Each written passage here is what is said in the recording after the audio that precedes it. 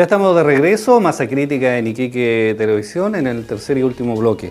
Vamos a darle la palabra a Franco, después de haber constatado esta triste realidad que vivimos en nuestro país con la directora regional del Sename, y preguntarle a Franco respecto a qué pasa con la coordinación institucional, con las distintas instituciones que tienen que velar porque este tema de maltrato a los niños vaya en retirada en nuestro país. Bueno, las redes existen tanto acá en Iquique también como en Alto Hospicio.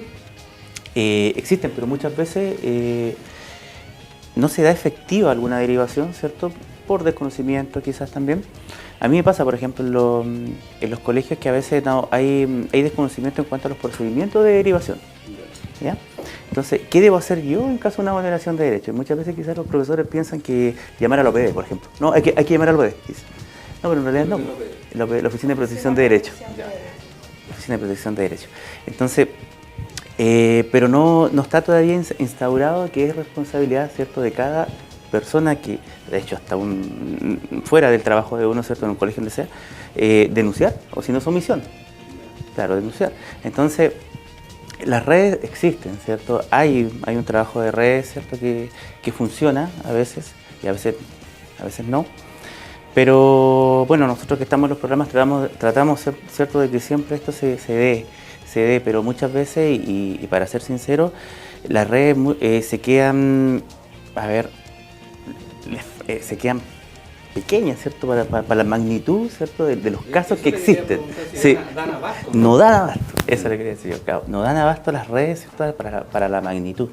Entonces... ¿Y existen los profesionales calificados para enfrentar estos temas en estas instituciones? Existen programas, ¿sí? Pero no dan abasto. Ya. Por ejemplo, yo veo a la misma, hablando de la OPD nuevamente, Oficina de Protección de Derechos, colapsada con casos. Otros programas también que tienen ciertas plazas, nomás pongamos 50 plazas, no sé, 60 plazas, un programa que tiene que ver con una reparación de vulneración de derechos. No da abasto, los profesionales quedan, ¿cierto?, quedan colapsados, ¿cierto?, con el gran número, ¿cierto?, de intervenciones. De hecho, yo lo he visto en las redes, las intervenciones. Yo trabajo en el área preventiva, sin embargo se ve en todo el trabajo de red, se ve cómo va funcionando esto y cómo todo este cambio, ¿cierto?, yo lo veo como un cambio social, ¿cierto?, que hay una sociedad mucho más agresiva, ¿cierto?, competitiva, lo que hablamos recién también un poco en la pausa. De este cambio, ¿cierto?, esta presión también a la familia, ¿cierto?, la familia que ya no es la familia de antes, ahora vemos nuevos modelos de familia también, y también en la sociedad, ¿cierto?, en las comunidades o en las poblaciones mismas. Entonces, hay un tema complejo, hay drogas, ¿cierto?, hay violencia, hay pandillas, y todo esto va contribuyendo poco a poco, ¿cierto?, a que todos estos programas no den abasto a este problema social. O sea, podríamos hablar que somos unos contenedores sociales, ¿cierto?, hasta un problema más social, más macro, ¿cierto? Entonces, eso nos pasa un poco. Javiera, el tema de la familia es clave, digamos. O sea, una familia que está, ¿cierto?, sometida a presiones externas, que tiene que trabajar, el papá y la mamá trabajan. De repente a los padres, digamos, ¿cierto?, no le dan el espacio a los niños tampoco, ¿ah? Un hijo que tiene alguna inquietud, ¿cierto?, hasta para hacer las tareas en los hogares lo vemos todos los días, ¿cierto? No tengo tiempo, arréglatelas con tu hermano, qué sé yo, o resuélvelo solo, digamos. No hay espacio en la familia para los niños. No, yo creo que eso también tiene que ver un poco con que hemos cambiado como sociedad. Nosotros hemos ido evolucionando, las familias no son las mismas que antes, no son los mismos niños, no tienen las mismas inquietudes, no tienen la misma, incluso a veces se habla de que no tienen ni siquiera la misma configuración, digamos, cerebral y muchas cosas que hemos ido cambiando y evolucionando. Pero ciertamente como señalé anteriormente, en este modelo exitista que tenemos y en este modelo competitivo como sociedad que mantenemos, las familias se ven efectivamente agobiadas. Entonces, es una olla a presión dentro de las familias que hay, generalmente cuando tenemos un padre estresado por las deudas, por el trabajo, por climas laborales a veces un poco más tóxicos o por la misma agresividad que tenemos en sociedad, estalla esta olla con los más pequeños, con los más vulnerables, con los más chicos de la familia. Y en este sentido siempre hay que hacer hincapié a los a los adultos significativos. Yo trabajo en un programa que trabajamos con adultos significativos dentro de las familias, porque estas nuevas composiciones de las familias nos llevan a pensar que no siempre los niños están a cargo de mamá y papá, a veces están a cargo de tíos, abuelos, padrinos, etcétera. O sea, la familia se amplía un poco o se buscan terceros que puedan asumir este rol. Entonces, cuando estamos en presencia de ellos, lo que yo más trato o lo que tratamos como, digamos, como programa o dentro de mi quehacer es señalarles de que los niños son los más vulnerables. O sea, ¿qué poder tiene un niño de rebatirme a mí una palabra que yo le diga, o sea, o un golpe? Yo estoy actuando sobre seguro, porque el niño no va a tener una reacción, o si va a tener una reacción, no va a tener la misma magnitud que pueda tener yo. O sea, mi cachetada no es la misma que una de un niño. Entonces, dentro de esa concepción, yo creo que hay que hacerle más hincapié en eso, hacer una conciencia social de que estamos actuando sobre seguro, que estamos actuando sobre niños y que los patrones que quizás tenemos que nos alteran la familia, tenemos que buscar otras vías de escape. Deporte, no sé, o sea, buscar ámbitos familiares también que permitan esta compenetración de la familia. Si tengo un niño que tiene problemas o riesgos de fumar drogas o de consumir algún tipo de sustancias tóxicas, yo tengo que acercarme a mi hijo, o sea, no puedo esperar que desde, no sé, la sociedad venga una hada mágica y lo salve, sino que también tenemos que ser responsables de cómo nosotros criamos a nuestros niños y cómo encaminamos también a nuestros adolescentes. No podemos esperar también que todo nos dé o que el Estado venga. Si bien es cierto hay una responsabilidad, pero también tenemos que hacer un mea culpa de cómo nosotros enfrentamos el tema con los niños.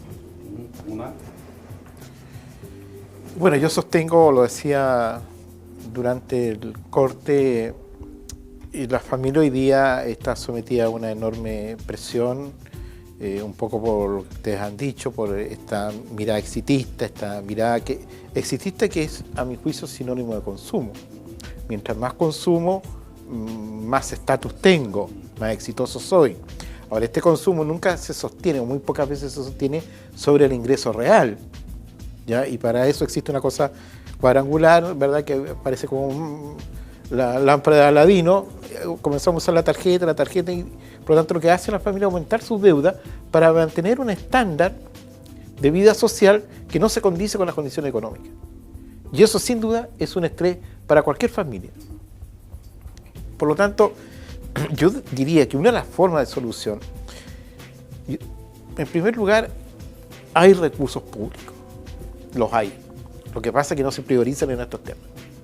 O sea, si nosotros supiéramos cuánto se gasta ya en compra de vehículos para la PDI, para Carabineros en esta región, si eso lo transformáramos en recursos y contratación de recursos humanos necesarios para ir avanzando en una política regional para contener o validar o rescatar la infancia y la juventud de nuestra región, esos recursos están, solo que no han sido priorizados. Y esa es una responsabilidad política, ¿ya?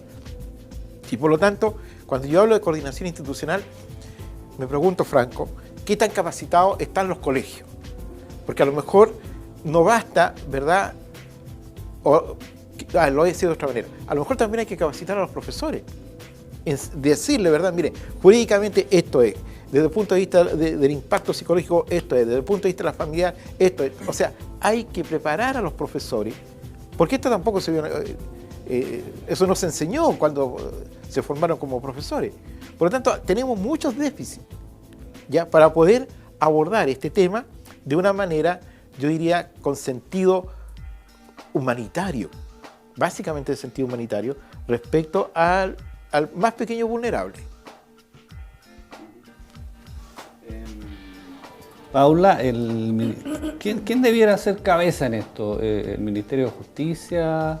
¿El Ministerio de Educación?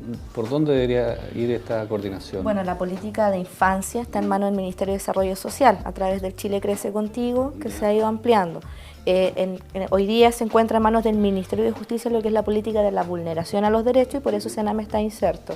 Ahora, hace unas pocas semanas, la presidenta mandó también el proyecto de ley que crea la Subsecretaría de Infancia y que busca en realidad la especialización, o es decir, la división del servicio, ¿cierto? En un servicio de jóvenes infractores de ley que esté ubicado en el Ministerio de Justicia, y en un servicio de desarrollo, ¿cierto?, parecido al de desarrollo social, pero orientado hacia los niños, y que esté inserto en el Ministerio de Desarrollo Social. Ahora, Claramente eso permitiría tal vez dirigir de mejor manera los recursos y también la especialización del servicio, poder trabajar mejor. Pero yo concuerdo plenamente con lo que acaba de señalar Omar respecto a cómo el modelo capitalista en el que hoy día vivimos influye mucho en el modelo familiar y también genera conductas tan individualistas, al punto que tal vez un análisis muy extremo, pero lo que señalábamos recién, hoy día las familias ni siquiera toman el guante respecto a la crianza del niño y pretenden que porque tenemos una educación que los mantiene X cantidad de horas en el colegio, es labor del colegio, del profesor, inculcar valores o crianza que le corresponden a la familia. Y muchas veces eso no pasa solamente por el hecho de que yo me deshago de esta situación que es una responsabilidad, porque la crianza de los hijos es una responsabilidad muy grande. Pero a veces no solamente tiene que ver con cómo yo me deshago de esto, sino con cómo no soy capaz de abordarlo por tener que trabajar, por tener que estar agobiado, porque no estoy viviendo en un ritmo de vida que lamentablemente no me responde. Y ahí yo creo que el llamado es también hacer uso de las redes sociales de las que hablábamos recién, de las redes intersectoriales que están disponibles, del apoyo que se puede obtener. Hace poco vivimos un caso muy dramático donde una mamá dio muerte a su hija y se intentó suicidar. Esa mamá tenía un problema de depresión muy grave, pero insisto, hay dispositivos que pueden brindar apoyo cuando las personas buscan la ayuda necesaria. Entonces, en el fondo sabemos que nos falta avanzar, sabemos, eso es claro, pero también es necesario que seamos conscientes de hacia dónde tenemos que avanzar y cuáles son los problemas, como también recién lo señalaba Omar. Sí, porque hay que considerar que la depresión, si bien puede ser psicológica, ser tratada psicológicamente o psiquiátricamente, hay factores sociales que la gatillan. ¿Qué pasa, Franco, cuando uno es testigo, digamos, de una situación de maltrato, ¿cierto? Un vecino, alguna persona, ¿cierto? En el barrio, en fin, en el colegio, uno sabe porque tu hijo te cuenta que a tal niño, ¿cierto? Y pasa mucho, ¿cierto? No se saca buenas notas y el papá le pega o la mamá, ¿cierto? Lo castiga. ¿Qué debe hacer uno, digamos, en este tema de denunciar, de poner esto en conocimiento de las instituciones competentes? ¿Qué es lo que hay que hacer? Sí, yo veo un punto ahí importante. Bueno, la educación en sí, ¿cierto? Se mide mucho por lo que es matemática, ¿cierto? Lenguaje, ¿cierto? Y dejando de lado otro tipo de inteligencia que existen, ¿cierto? Entonces, siempre las mediciones, por ejemplo, o cómo yo voy a evaluar al niño, ¿cierto? Cómo yo lo voy a premiar, de hecho, va a tener que ver con eso, o sea, si su desempeño, ¿cierto? En matemáticas, ¿cierto? En lenguaje, o en alguna ciencia dura, entre comillas, ¿cierto? No es el mejor, el niño no es un buen alumno, ¿cierto? O de hecho, o estas mismas pruebas Simpson. Bueno, lo alentador es que ya, por ejemplo, se está trabajando sobre ciertas, por lo menos lo que hace el programa Habilidades para la Vida, trabajando con ciertas habilidades blandas, ¿cierto? Pero también de los profesores, no solamente de los niños.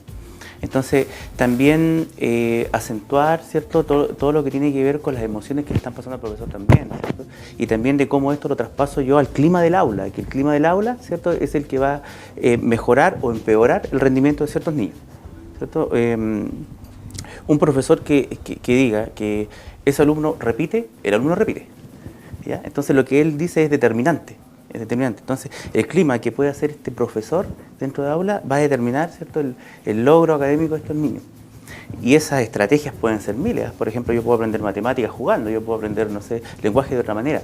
Entonces ese cambio viene, o está sucediendo, pero es lento. Estamos así, estamos trabajando en ese cambio, por lo menos en la parte educacional, se está trabajando en la parte mucho más emocional y relacional.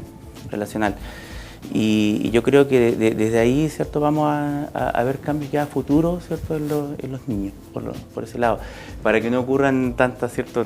Ya no llegar, ¿cierto? al efecto, ¿cierto? Que hablamos recién, o llegar al tema de la denuncia, ¿cierto? O cuando ya se vulnera al niño. Y en el caso de la familia, Javiera, ¿se está mejorando, cierto, esta condición de ser padre, saber cómo enfrentar la paternidad, cómo enfrentarse a los niños? Uno echa de menos también campañas, cierto, de opinión pública, campañas gubernamentales que enfrenten estos temas. Hemos visto que hay spots muy buenos, cierto, hay trabajos muy buenos que se han hecho, pero que desgraciadamente no son difundido en forma masiva. Yo creo que, como bien hemos señalado, hemos avanzado, pero creo que los procesos son más largos de lo que quisiéramos nosotros algunas veces. de llevar a un puerto. Creo que sí falta mucha información. Creo que la gente no está siendo muy consciente en general, la gente es como bien consciente de sus derechos y de los deberes que pueden hacer actuando dentro de la sociedad, por lo tanto también esto abarca el tema de la infancia. Creo que es un tema que en las escuelas también quizás se trabaja un poco más con los programas que tienen intersectoriales de los diversos organismos que trabajan en cuanto a la infancia. Pero si bien es cierto, están estas cosas, siempre la realidad supera. Como dicen a veces, incluso en los términos de cine, que la realidad supera la ficción, en estos casos es lo mismo. Siempre la realidad va a ser mucho más cruel, mucho más brutal de lo que a veces nosotros incluso podemos imaginar. Por lo tanto, siempre hay que propender a más difusión, a más cargos, y tampoco a veces dejarle esta misión a los organismos, sino que nosotros también como ciudadanos, si somos conscientes de que tenemos un niño, que tenemos que preocuparnos del desarrollo integral, también tomar las riendas del asunto y empoderarnos de hacer denuncias, de llevar los conductos regulares que se requieren, y más en las escuelas, porque en las escuelas es un factor donde los niños es más fácil detectar a veces esta vulneración de derechos.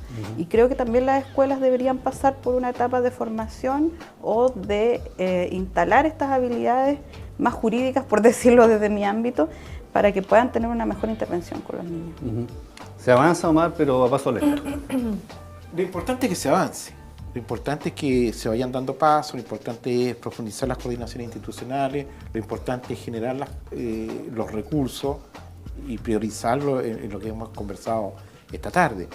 ¿Ya? Yo creo que ahí, como región, sin duda, en mi opinión, hay un déficit, ¿ya? Porque nos preocupamos mucho de los factores económicos, pero de los factores sociales y humanos nos preocupamos poco. Por eso yo digo que en Tarapacá lo que tenemos es crecimiento económico, desarrollo no hay, ¿ya? Porque basta ver, ¿verdad?, lo que hemos conversado hoy día y vamos agregando otros temas, y ahí la región tiene déficit fuertes y significativos. ¿Y la autoridad política está consciente de este tema, piensas tú o no? Los consejeros regionales, los concejales, ¿cierto? A los que vemos haciendo... ¿Usted es mi amigo? Sí.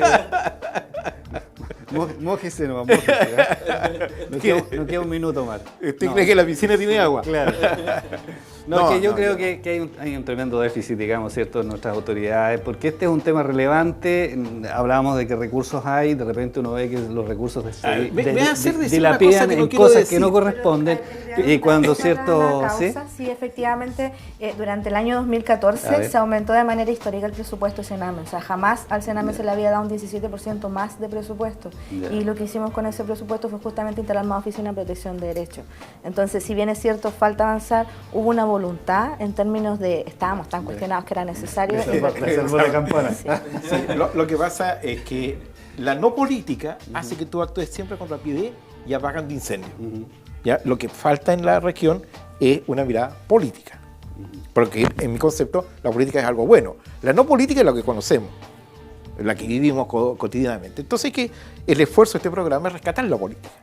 Y yo en ese sentido quiero felicitar a nuestro productor, porque en primer lugar hay 2 mujeres en el panel, cosa poco habitual. ¿Ya? Y en segundo lugar, los 3 son profesionales jóvenes. Y eso significa que hay capital humano en la región que sí está pensando en la región.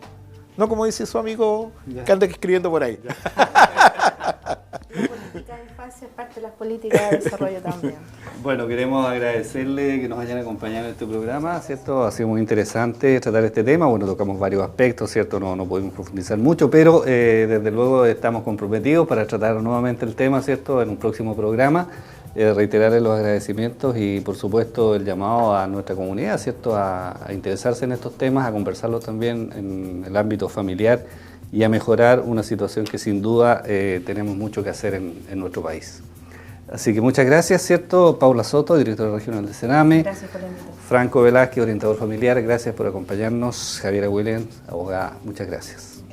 Omar, como siempre, nosotros nos reencontramos la próxima semana, ¿cierto?, en este mismo horario, en Masa Crítica, en Iquique Televisión. Y antes de terminar, por supuesto, reiterar nuestras condolencias a la familia de Fernando Muñoz Marinkovic, un hombre de comunicaciones, un hombre que fue clave en la etapa de la dictadura, ¿cierto?, con la radio Iquique en nuestra región, y después posteriormente ya en tiempos modernos con el canal de televisión Nor TV. Así que nuestras condolencias a su familia desde Iquique Televisión. Gracias por vuestra sintonía, nos reencontramos la próxima semana en este mismo horario.